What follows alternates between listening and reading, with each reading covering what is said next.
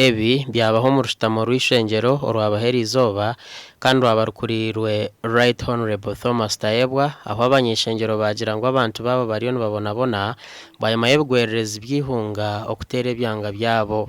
Constituency y'Ibanda South ahinkugambira omuyagana na enjura y'ihunga etwira amashomero abiri ubwo muhoro primary school omuri Chenche hamwe na St. Kizito Technical School ekushangwa mabona omururikiri konkati byo byonke bifire byonka kuyahagwa n'amashomero ahinkugambira abana b'amashomero tubati binaho kushomera bari yaheru bukatahirira tunga masabu county na munonga ecyaro cya Kinyamagera kasaka gwamara hebintu entoki gwazitwara amajugwa gwagatwara amatungo gafa kandi kugwarugire ko tugwarekeraho gwaza umurinyarutuntu sub county omukugarukamo abany'ishengyero enganzi y'eihanga Robin na Banja yajyanwe naje akora terenshongeji areba ko buyambe burahiko mbyanga ebi hamwe no kwa mashomero agatira umuyaga garahwerwe. I'm going to call my minister together with my team.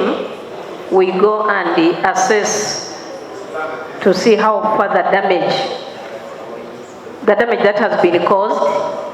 And I know since the ministers of education are here, we shall come back with a good report.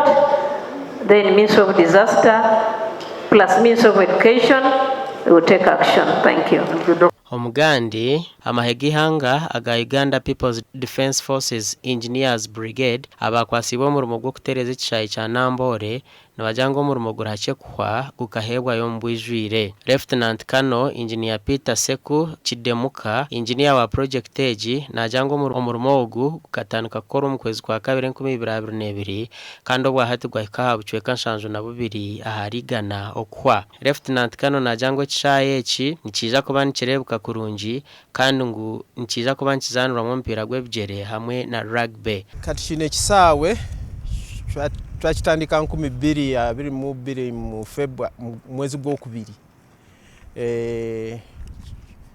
Sente je tugenda kukozesa ukirongoza kiyeri billion 9.7 je tutuse kati sente je batuwaddeko je bawadde Ministry of Defense ziri billion 7.6 n'endala nazo ziri mu kubo zijja. Hona nabwo Lieutenant Kano nagirangu Peter najango bwa hati amahega riyo ngakora nkenchebebe okureba ngo mu rumo murungi gwakorerwa mbwire.